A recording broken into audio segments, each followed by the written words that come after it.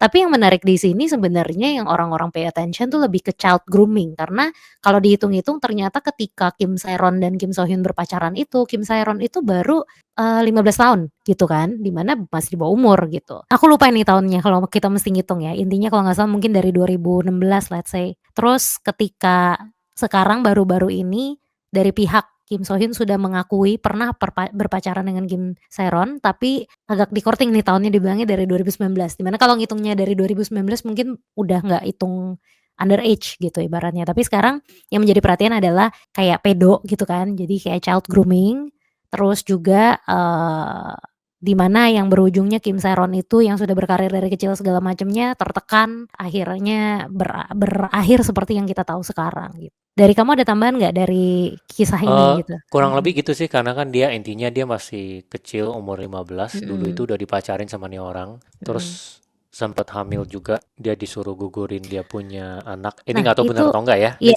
aku juga cerita-cerita nggak dari tahu bener netizen apa kadang enggak ya, bisa heeh, kayak tambah-tambah ya dari mhm, satu ke yang lain nambah kan kita nggak tahu yang fakta yang mana tapi mhm, intinya dia bunuh diri karena disuruh balikin utangnya yang mmm, dikasih pinjem buat bantu dulu gitu kan intinya mhm, mhm, banyak pembelajarannya sih menurut aku. Yang pertama dari sisi kalau anak cewek masih muda gitu ya, masih umur di bawah 20 lah ya, itu harus hati-hati sih bergaulannya dengan siapa. Karena kayak gini kan kasusnya dia pas masih umur 15, mungkin baru pacaran sekali dua kali cinta monyet dan cuman sama anak-anak sepantarannya yang sama-sama nggak ngerti. Terus tiba-tiba didatengin om-om umur 28, 29 yang udah ngerti, udah pernah jatuh cinta segala macem. Nah, udah deh dia pakai semua jurusnya dia buat nempelin dia. Nah, ini menurut aku sih kejadian kayak begini mestinya banyak. Mestinya mmm, banyak, cuman ini kan mmm, kebetulan artis. mmm, Artis dan di blow up di media. Soalnya kita lihat kehidupan secara umum pasti banyak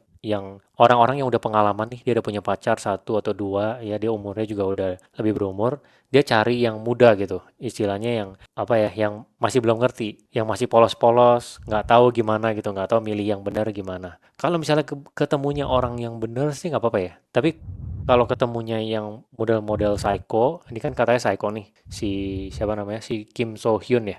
Ini tadi ada dua mmm. nama nih, Kim So Hyun sama Kim So Hoon ini beda kan? Ini tadi Kim So Hoon nih. Oh, Ini cewek.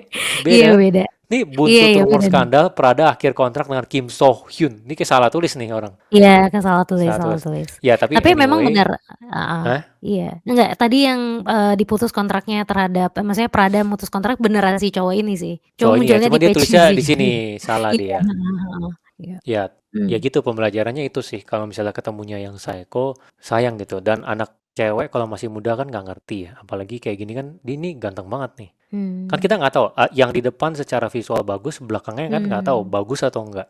Apalagi Yang dia bagus terkenal pasti banget. ada. Ya, Mmm, ini kan terkenal, mmm, ganteng, punya duit, segala macam. mmm, Ya kan secara impresi kalau orang polos akan nganggep wah ini orang baik nih. Ya tapi kita tahu lah ya mmm, kalau kita orang-orang yang udah umur di atas 30 ketemu orang banyak pasti udah tahu gitu. Maksudnya orang tuh dalam dan luar tuh dua hal yang berbeda. Dan anak di bawah umur 20 tahun yang belum matang, nggak punya orang tua yang pemikirannya matang bisa sampein ke dia, pastinya bisa kena sih yang kayak beginian. Jadi kalau punya anak cewek atau sebagai cewek ya, baiknya sih kalau masih muda tuh apa ya dari sisi interaksi dengan orang-orangnya di yang lebih tua, om-om gitu dikurangin sih. Kayak misalnya nih ya, misalnya ada kegiatan yoga bareng. Di sana ada cowok nih, tiga. Cowoknya umurnya 30. Nih anak umur 15. Itu sebagai orang tua seharusnya stop langsung itu. Menurut aku ya. Aku nggak tahu pendapat kamu, tapi ini dari pendapat aku, seharusnya langsung stop. Karena di sana ada kemungkinan yang bisa terjadi kayak beginian. Cowoknya punya pengalaman, nggak tahu dia baik atau enggak, nggak tahu dia kayak gimana. Dia bisa masuk ke ceweknya dengan cara-caranya dia tahu ngomong manis, janji-janji, bikin seneng, kirim bunga, standar lah ya, buaya-buaya gitu. Kalau cowoknya baik sih nggak masalah, tapi kan kita mau menghindari. Dan anak yang nggak ngerti gitu, apalagi dibuat jatuh cinta tergila-gila dengan cowoknya dan mmm, dimanfaatin. Nggak tahu, mmm. mungkin kamu punya pandangan? Sebenarnya aku, cukup setuju sih, maksudnya karena ini kan mungkin agak beda ceritanya kalau Kim So Hyun dan Kim Sae Ron itu bertemu di ketika Kim Sae Ronnya misalnya udah umur 25 dan Kim So Hyun, 25 tambah 12 berapa? 37, iya kan? Bener nggak Hmm, sih hitungannya? Iya kan bener kayak hmm, hmm, 37 gitu. Itu kan nggak hitung maksudnya banyak pastinya kan di luar sana kayak temen aku juga ada yang orang tuanya beda 12 tahun, atau temen aku nikah sama orang yang bedanya 12 tahun, ada juga gitu kan. Tapi kan ini ketemunya ketika masih muda gitu. Dan konon katanya ini mungkin, perlu di-clarify lagi gitu, karena ini aku masih yang info-info yang aku dapat dari kumpulan komen-komen netizen di sosmed gitu ya. Katanya, setelah kan karena mereka berpacaran gitu, terus ya eventually Kim Sae-ron sebagai artis bergabung ke talent management-nya, maksudnya agensinya si Kim So Hyun ini. Setelah bergabung dengan talent management-nya itu sebenarnya perlahan-lahan Kim Sae-ron itu dari yang tadinya sudah berkarir dari kecil, cukup bagus, karirnya, terus sebenarnya perlahan-lahan tuh mulai berkurang gitu, maksudnya pekerjaannya segala macam. Mungkin itu juga yang awal mula bikin dia kayak pokoknya makin lama dia tuh makin redup ibaratnya gitu kan. Jadi ya mungkin mulai terpupuk lah kayak tertekan dan segala macamnya gitu kan. Sampai akhirnya bisa berujung ada kejadian yang dia mabuk, terus dia nabrak dengan yang menciptakan kerugian besar itu sebenarnya kan sebenarnya udah ada tanda-tanda depresinya gitu. Jadi, kalau betul aku setuju kalau misalnya ketemunya sama yang bener, mungkin masih oke, itu kan hoki-hokian tapi ya gitu. Tapi ini kayak maksudnya yang udah umurnya, 27, 28 gitu kan, terus udah gitu, apa namanya, udah tahulah ibaratnya cara-cara ngedeketin cewek segala macem, terus ketemu yang umur 15 gitu ya kalau emang gak ada maksudnya niatnya kurang baik ya nggak bagus gitu ya. Kayak Kim Sae-ron ini kan sebenarnya kalau kita lihat-lihat pastinya ke depannya bisa punya masa depan yang cerah ya gitu, dengan apalagi dia, nggak banyak loh, maksudnya kayak sekarang aku ngelihat tren di sosial media itu suka ngeliatin cewek-cewek artis Korea yang sudah berkarir dari kecil misalnya, jadinya kan netizen tuh ngikutin perkembangan hidupnya yang kayak contohnya Kim Sae-ron ini konon katanya kelihatan kalau dia tuh cantik tanpa ada operasi plastik gitu. Ini kan sekarang banyak orang yang lagi pay attention ke gitu. Jadi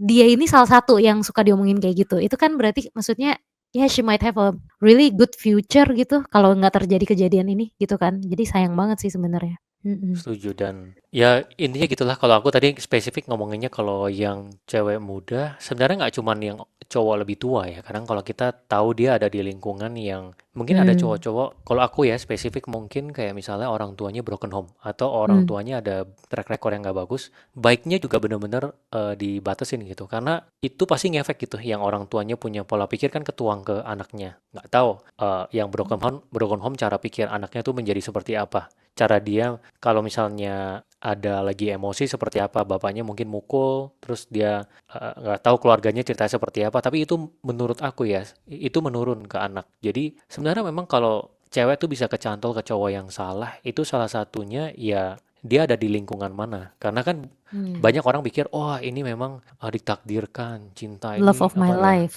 love of my life, ketemu ditakdirkan. Iya, Ya, ada anaknya CEO, dia setiap hari bergaul di kantin, ada penjaga kantin di sana. Ya nanti suatu ketika ya mungkin dia interaksi jatuh cinta terus dia bilang itu the love of my life. Itu sama aja. Sama mmm, juga anaknya CEO bergaul dengan anak CEO lain di dalam suatu clubhouse golf. Mereka jatuh cinta, mereka bilang love of my life. Jadi menurut mhm, aku ini satu pemahaman ya. Intinya cewek tuh kalau mau dapat yang benar ya dia harus pastiin lingkungannya dia itu benar gitu. iya, Karena bahaya gitu kalau yang muda-muda kan nggak ngerti ya. Gitu setuju. sih, setuju ya. Iya iya Dan sih. kalau ngomongin dunia entertainment, ya aku dari dulu juga punya pemikiran memang dunia entertainment is a tough world deh. Maksudnya kan Mhm. kita lihat banyak kejadian yang aneh-aneh ya. Bahkan kayaknya pernah ya artis Korea mah. Bener nggak? Mhm, Ada nggak? gimana? Agak keputus tadi? Korea, Mhm. artis Korea bunuh diri. Mhm. Oh iya, udah berapa kali, udah sering kan. Maksudnya ya karena depresi dan segala macamnya, tapi nanti ternyata setelah dikulik-kulik, ya begitu ada cerita yang di luar Cerita yang nalar aneh-aneh gitu. gitu ya. Iya Bahkan di kan. Indo juga kan. Maksudnya entertainment di Mhm Indo mhm. kan pernah ada beberapa yang di interview dia ngomong yang aneh-aneh lah ya, yang intinya orangnya Mmm, kelihatan di layar tuh baik tapi ternyata di belakang nggak baik gitu. Jadi ini bener bener. membuka mata lah. Ini kita untung kita hidup di dunia digital ya. Jadi maksudnya orang kayak orang nonton podcast ini kan mereka juga jadinya belajar gitu kan. Kalau kayak dulu sih wah orang nggak ngerti apa-apa ya. Maksudnya susah gitu hal-hal kayak gini dikasih tahu ke orang Iya, supaya mereka bisa mhm. belajar Mhm. gitu Iya, sih.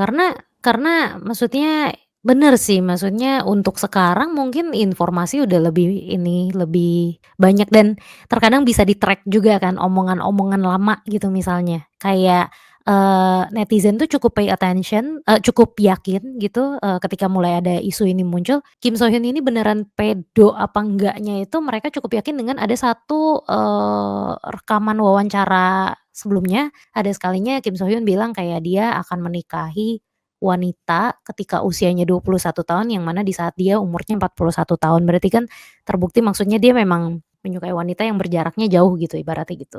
Nah, itu satu satu omongan kayak kayak track record, ibaratnya apa, kayak apa jejak digital gitu, jejak digital yang nggak pernah hilang gitu kan, yang bisa bikin orang mengkaitkan misalnya ada kejadian ini, oh ya dulu dia pernah ngomong kayak gini-gini juga gitu, jadinya bisa lebih terkuak gitu. Mungkin di zaman dulu, yang mana ini di zaman dulu agak susah sih ya. Benar benar benar. Hmm. Benar benar. Ya kalau sekarang ya bisa lah ya karena udah ada di mana-mana kan, online aja semua kan.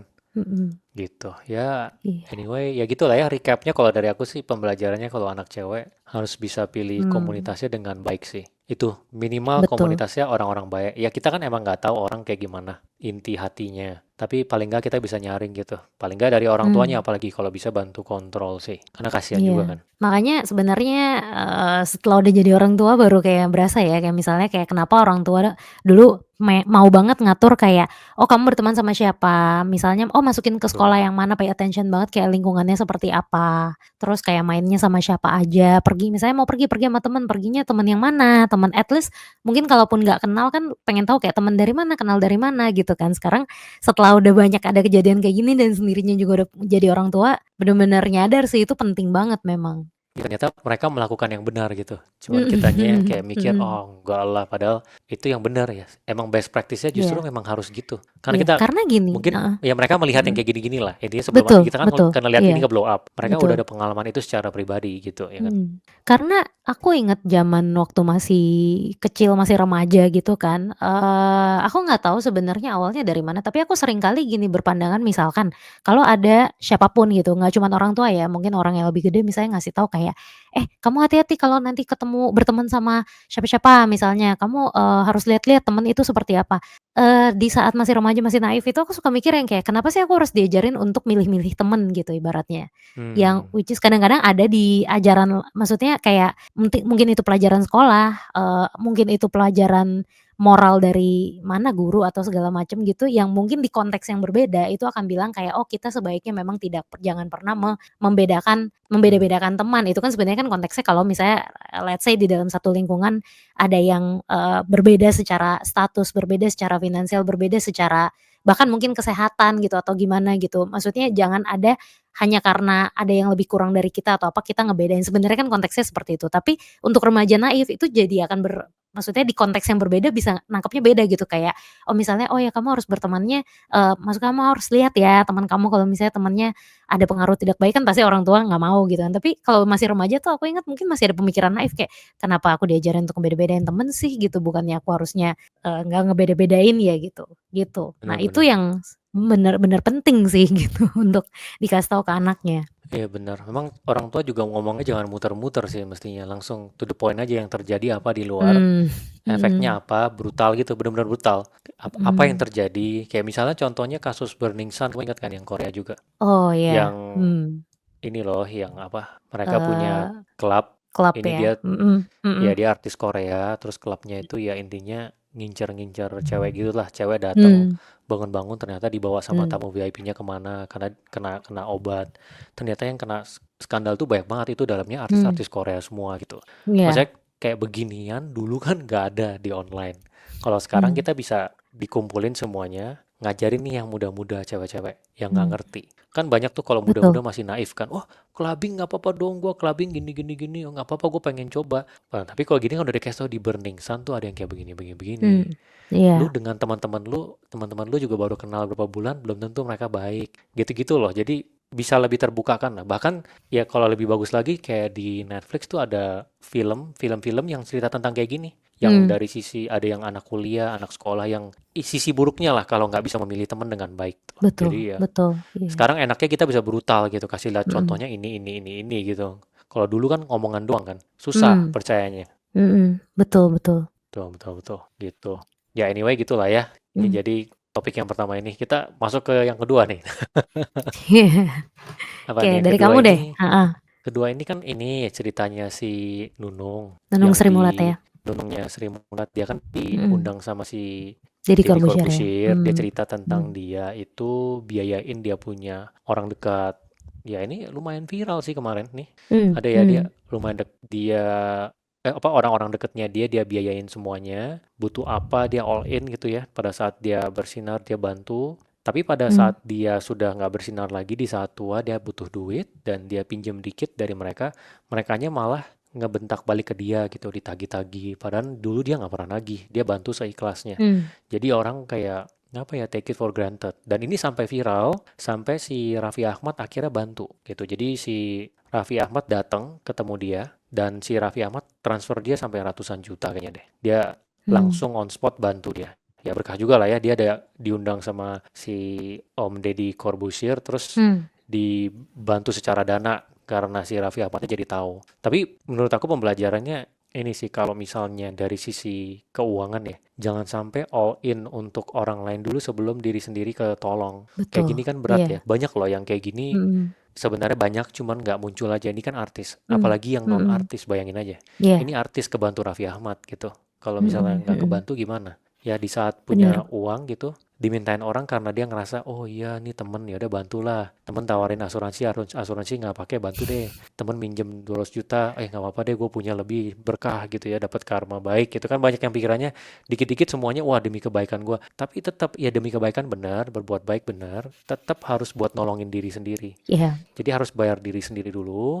Ada lebih yang memang bisa buat bantu, udah Hmm. dialokasikan baru bantu. Kalau benar-benar Betul. all in terus, nanti pada saat kita butuh kemana gitu? Itu Iya. pertanyaannya. Pada saat kita butuh, terutama pada saat kita tua. Dan ini bahaya banget ya banyak orang yang apa ya? Apalagi yang maksudnya benar-benar ini ya apa? Mungkin yang agak sangat religius, itu kan sangat percaya dengan oh ya kita kalau ada apa-apa kita bantu gitu. Kayak misalnya ada duit 100 juta, ya 100 jutanya ada orang minta buat bantu, kita all in gitu. Nanti kita akan dapat berkah 500 miliar gitu. Tapi 500 miliarnya mungkin nggak datang, belum tentu datang.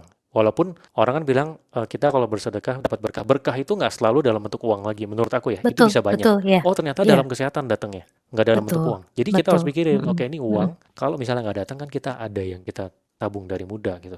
Hmm. Gitu. Mungkin Hmm. kamu ada yang mau ditambahin nggak di sini? Iya, aku setuju sih, karena ini kan ibarat kalau kita misalnya lagi naik pesawat gitu kan suka diingetin banget tuh sama apa, pramugarinya ketika ngomongin instruksi keselamatan. Ketika tekanan di, pesawat itu berkurang kan akan ada tabung oksigen yang muncul, masker oksigen. Nah, masker oksigen itu selalu ditekankan untuk yang punya misalnya punya anak atau punya elderly bahkan gitu yang perlu dibantu, pasang diri punya punya diri sendiri dulu, baru pasangin anaknya, atau baru pasangin siapapun yang perlu butuh bantuannya kita, gitu. Jadi memang itu sebenarnya simple, tapi kesannya cuman kayak instruksi keselamatan, tapi sebenarnya itu hal yang bisa kita ambil di setiap kehidupan kita juga sih, gitu. Dan maksudnya banyak yang kisahnya kayak gini ya, apalagi mungkin kalau ini kan konteksnya dari segi misalnya dunia entertainment gitu, artis yang di mana seringkali kejadiannya adalah mungkin orang ini adalah tadinya dari keluarga yang kita nggak tahu misalnya background-nya financial-nya seperti apa. Tapi let's say banyak kalau kita bilang artis-artis itu tuh datangnya itu dari keluarga yang tadinya mungkin biasa-biasa aja, mungkin dari daerah gitu kan, yang tadinya mungkin di daerahnya juga bingung bagaimana mencari penghidupan, tapi akhirnya dengan jalur artis ini, dengan cepat gitu karena ketemu momennya dia bisa viral dan segala macam, dengan cepat booming dan jadi kayanya tuh dalam waktu singkat gitu. Nah, untuk yang kayak gini biasanya pasti banyak nih orang-orang kiri kanannya tuh yang kayak, "Eh, lu udah kaya kan sekarang ayo ayo gini gini gini," gitu. Ini sering kali terjadi dan memang harus berhati-hati gitu, apalagi kalau kayak dunia entertainment ya, misalnya kalau mengandalkan keviralan terus masuk uang banyak gitu kan, akan ada momennya juga yang mungkin keviralan itu kan nggak selamanya atau keterkenalan itu kan tidak selamanya. Harusnya mungkin bisa mikirin gimana saving supaya nanti setelah udah nggak misalnya udah surut gitu kan namanya udah nggak terkenal lagi, mungkin job udah berkurang, calling-an udah berkurang, ya udah ada pegangan sebenarnya gitu. Karena aku sebenarnya aku jadi inget ya, kalau nggak salah ini adalah dari, ceritanya Aci Resti, stand up comedian gitu. Dia sih jadiin ini cerita cerita maksudnya cerita dia beat, komedi gitu. Cuman ya itu ketika dia kan ikutan lomba gitu kan, lomba lomba di Suca kalau nggak salah gitu, terus dia menang, dapat uang kan gitu kan, terus dapat uang sejumlah uang itu yang akhirnya karena keluarganya banyak gitu, maksudnya memang keluarga besarnya atau saudara-saudara atau Ini mungkin siapa namanya? maksudnya ini Namanya tetangga siapa? Aci Resti, iya. Aci Resti. Oke. Iya, heeh. Jadi dia tuh, katanya kan maksudnya waktu dia lomba itu kan ada kayak voting apa segala macam, ya tetangganya, keluarganya semua memang mungkin bantu voting atau apa gitu. Begitu dia menang, dapat sejumlah uang, katanya sih ya dia ketawain gitu karena uangnya habis untuk bayarin sekampungnya ini jalan-jalan gitu. Iya, tapi kan maksudnya ini contoh yang ceritanya dia ya menurut aku dia jadiin beat itu ya berarti dia nyadarin kayak, "Ah, ini gila nih gue punya duit terus tiba-tiba udah habis aja gitu kayak gini." Ya at least dia pasti bisa memikirkan kayak, "Oke gue tetap harus saving nih," gitu. Karena sekarang kan dia masih masih lumayan maksudnya masih berkiprah di dunia ini gitu kan. Cuman dengan ceritanya Nunung ini aku inget ceritanya Aci Resti yang aku pernah denger dia beat stand up-nya aku kayak ngerasa pasti banyak kejadian ini gitu kan. Di mana kayak ketika apalagi kalau konteksnya tadinya mungkin belum terlalu gimana misalnya, dari yang bukan siapa-siapa terus habis itu terkenal, punya uang, wah itu mah muncul semua itu pasti orang-orang untuk minta bantuan.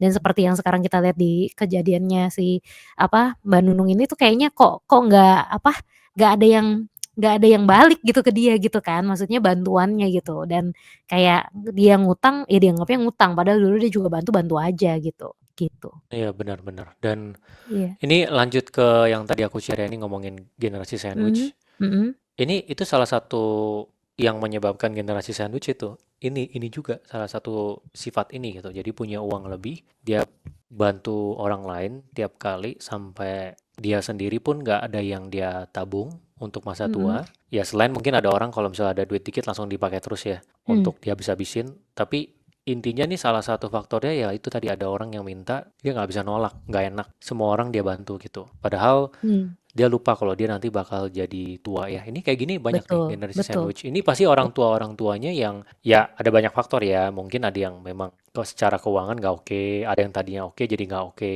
ada yang mmm, mungkin yang sebenarnya dia oke tapi dia habis-habisin uangnya. Selama umur hidupnya mungkin dia punya uang 5 miliar, tapi dia habis-habisin semuanya dimintain orang dibagi-bagi ya dengan asumsi mmm, 5 miliar nanti jadi mmm, 100 miliar gitu. Punya mhm, fantasi 5 miliar dikeluarin jadi 100 miliar. Itu bahaya sekali. Nah, mhm, itu ya ujung-ujungnya jadi sandwich yang kasihan anaknya. Dan anaknya betul, harus nopang sampai dia gak ada.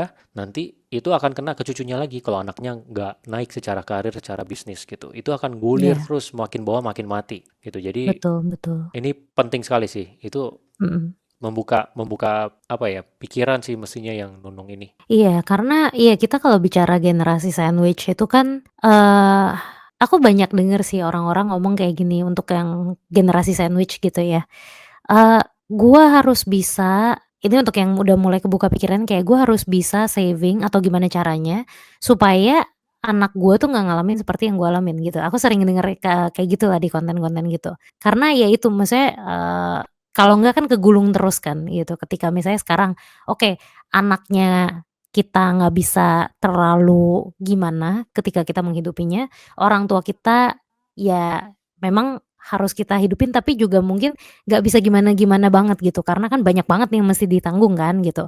Nah jadi nanti kalau misalnya ujung-ujungnya kayak gitu, misalnya anaknya nggak diajarin juga, maksudnya kalau nggak ada saving yang ini juga, ujung-ujung anaknya kayak gitu lagi kan. Kayak pas si kitanya ini tua, terus kita nggak ada saving yang cukup karena udah terlalu menghidupi kiri kanan, terus nanti ada yang dimintain lagi apa segala macam, ya ujung-ujung pas kita tua ya si anaknya kayak gitu lagi, generasi sandwich-nya nggak habis-habis gitu. Benar benar. Benar ini harus kalau orang apa ya, nggak misalnya kalau nggak ada internet, orang nggak ada yang ngomongin kayak Mhm, gini, mhm, akan banyak sekali yang terjebak seperti ini, apalagi kalau yang betul. sangat religius ya. Iya, iya, iya. Pasti kena. Maksudnya ada Mhm, uang dikit yang sampingnya minta itu kayak tadi kan cerita artis dia hidup di dalam lingkungan yang mmm, semuanya miskin, dia jadi kaya semuanya minta. Kira jadi satu mhm, itu kegerus semuanya. Atau mhm, ini nggak cuma di Indonesia, di Korea juga ada kok artis yang lumayan terkenal. Aku lupa namanya. Dia ada main film boxing juga. Pokoknya artis mmm, itu dia sempet top ya di Netflix juga filmnya banyak yang top. Dia itu semua pendapatannya buat bayar utang mamanya.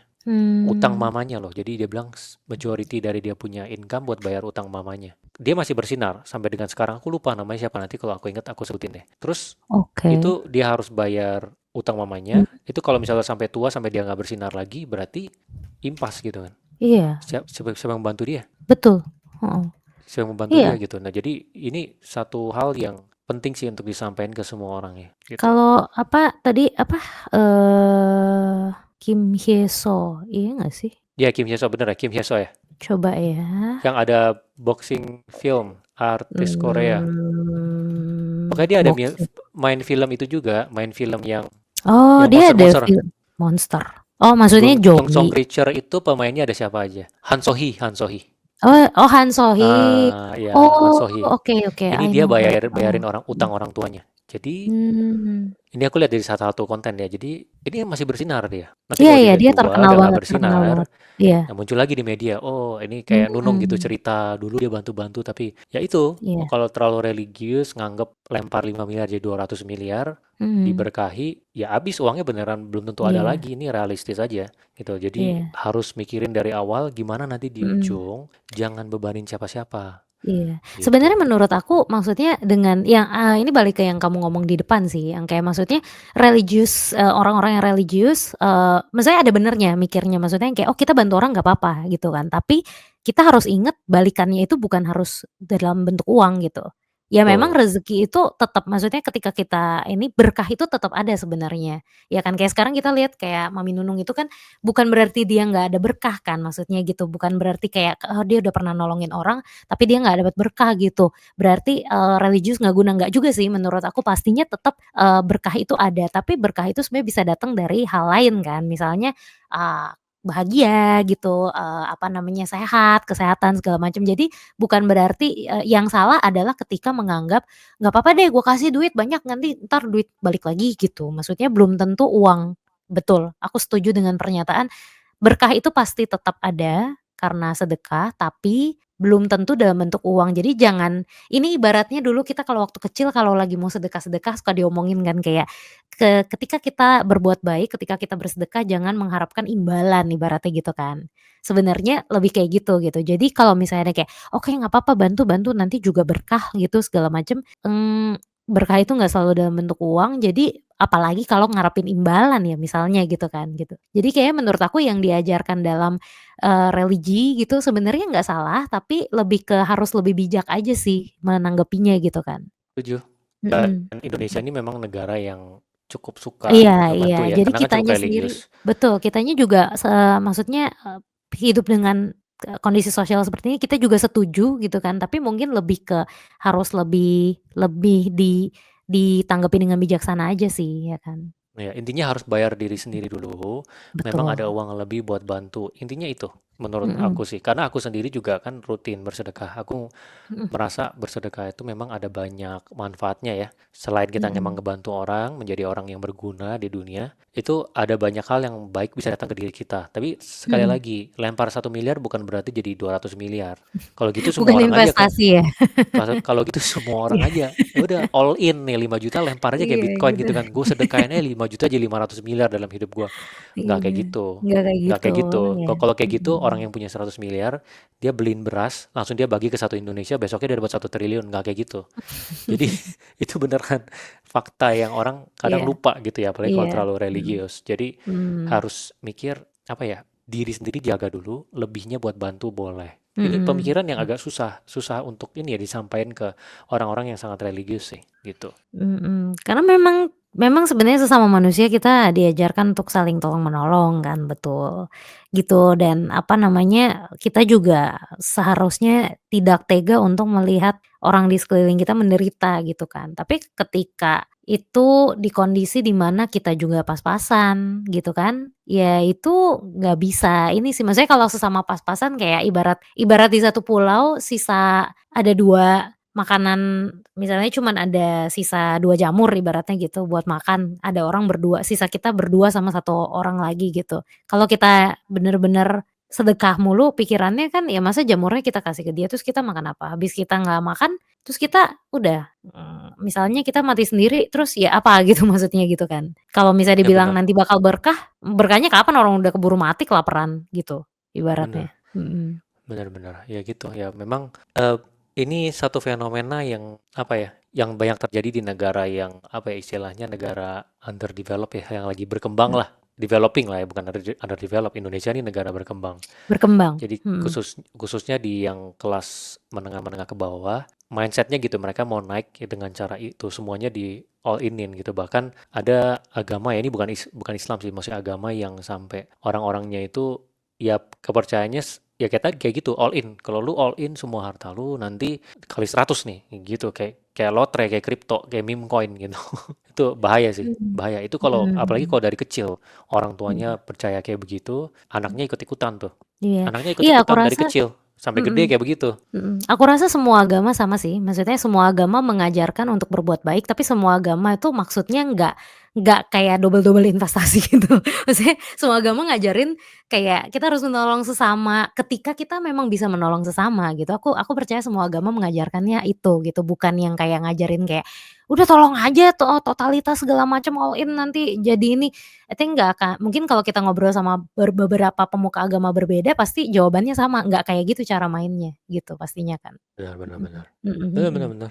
mhm. Ya, gitulah kira-kira. Jadi Oke. intinya kesimpulan Mhm dari yang mhm. topik kedua ini, ya bersedekah itu bagus, Mhm bisa mhm. bermanfaat buat kita. Tapi Mhm. kalau dari sisi kitanya sendiri, kita harus mikirin Mhm. kita tuh nanti gimana gitu ya, kebutuhan Betul. kita, terutama pada saat Betul. tua ya. Kalau masih muda ya kita Mhm. bisa kerja terus. Tapi pada Mhm. saat tua umur 50, 55, 60, masuk Mmm. 70, Mhm. siapa yang mau bantu? Orang-orang yang dulu bantu, Mhm. bantu balik gak?